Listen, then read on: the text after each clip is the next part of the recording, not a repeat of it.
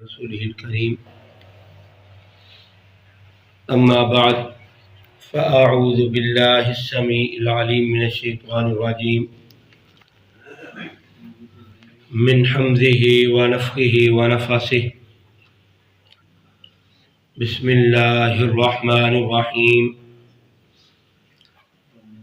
وإن كنتم في ريب مما نزلنا على عبدنا فأتوا بسورة من مثله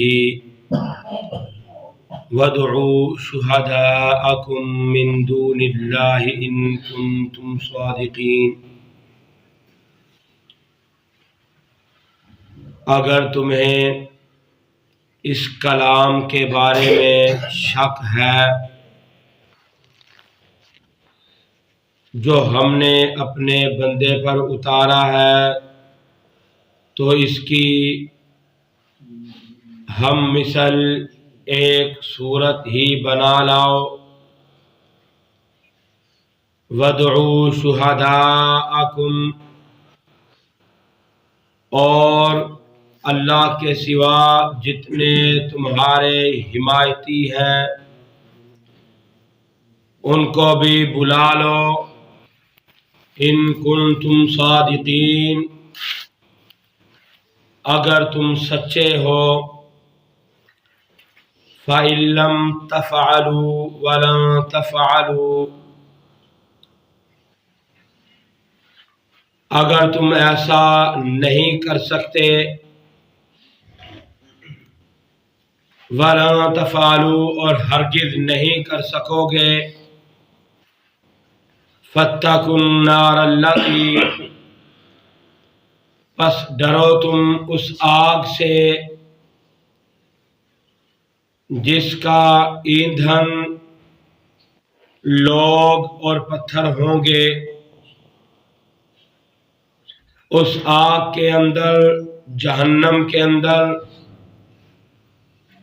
اللہ رب العزت اس کو بھڑکانے کے لیے، تیز کرنے کے لیے کافروں اور مشرکوں کو اللہ اپنے نافرمان لوگوں کو اس آگ کے اندر ڈالیں گے اور آگ کو تیز کریں گے، بھڑکائیں گے، اور پتھروں کے ساتھ اس آگ کو زیادہ کیا جائے گا، بھڑکایا جائے گا۔ جو قرآن مجید پر شک کرتے ہیں اور جو ایمان نہیں لائے، قرآن پر مسلمان نہیں ہوئے، ان لوگوں کے لیے وہ آگ کو اللہ نے تیار کر رکھا ہے، گناہ گاروں کے لیے، نافرمان لوگوں کے لیے اور کافروں کے لیے۔ کافر جب اس آگ کے اندر ڈالے جائیں گے تو کہیں گے کاش ہم انبیاء کی بات کو مان لیتے، انبیاء علیہم السلام نے ہمیں آ کے سمجھایا لیکن ہم نے ان کی بات کو نہ مانا۔ کل قیامت کے دن جہنم کے اندر ان کافروں کو، مشرکوں کو، گناہ گاروں کو، نافرمانوں کو جہنم کے اندر ڈالا جائے گا، جہنم ان کو جلائے گی، اور جب ان کے جسم کا ماس اور گوشت جو ہے جل جائے گا، اللہ فرماتے ہیں ہم پھر دوبارہ ان کو، ان کے جسم کو تندرست کر دیں گے، پھر دوبارہ جہنم جلائے گی ان کو، اور یہی عذاب ان کو ہوتا ہی رہے گا ہمیشہ ہمیشہ کے لیے۔ اس لیے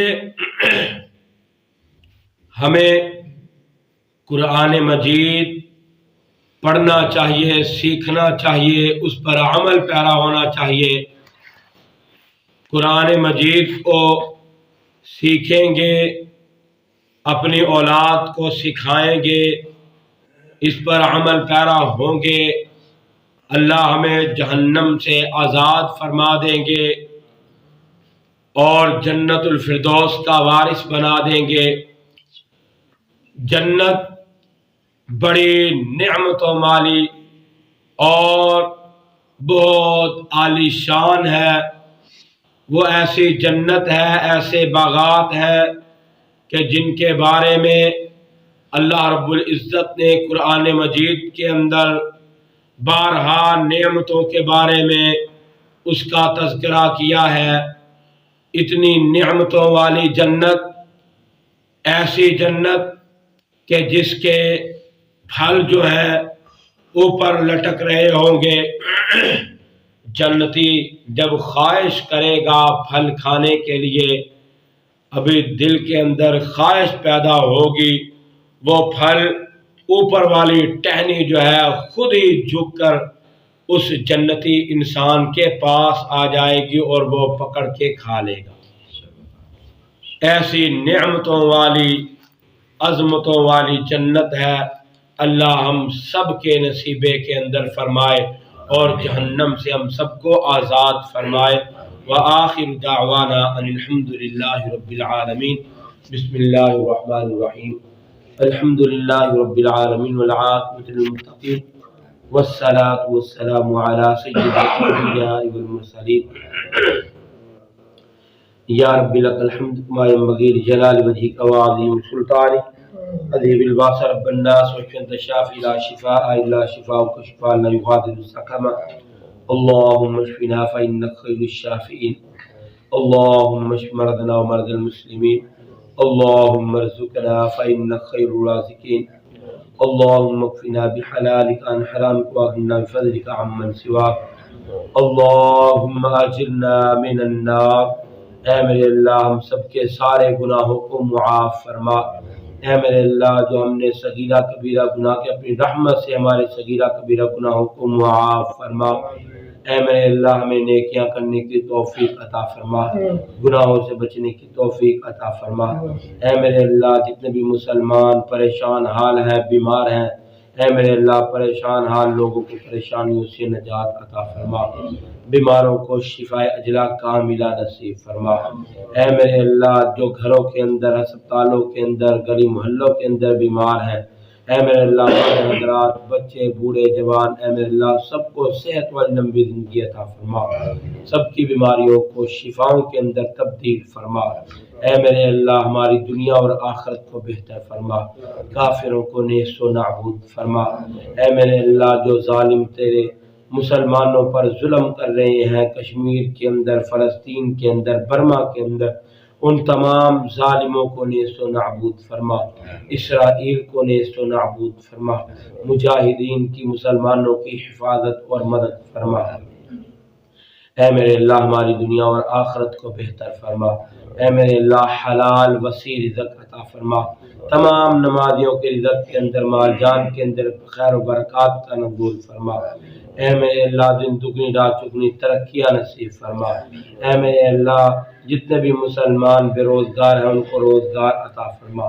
اے میرے اللہ ہماری نیکیوں کو اپنی بارگاہ کے اندر قبول فرما۔ اے میرے اللہ ہمیں زیادہ سے زیادہ نیک اعمال کرنے کی توفیق عطا فرما۔ اے میرے اللہ ہماری اولادوں کو ہدایت نصیب فرما، جن کے والدین زندہ ہیں ان کو اپنے والدین کی خدمت کرنے کی توفیق عطا فرما۔ میرے سمیت جن کے والدین رشتہ دار فوت ہو گئے سب کی مغفرت فرما، سب کے درجات کو بلند فرما، سب کی قبروں کو روضۃ من ریاض الجنہ بنا، قبر کے حشر کے عذاب سے محفوظ فرما۔ سبحان ربک رب العزت عما یصفون وسلام علی المرسلین والحمد للہ رب العالمین۔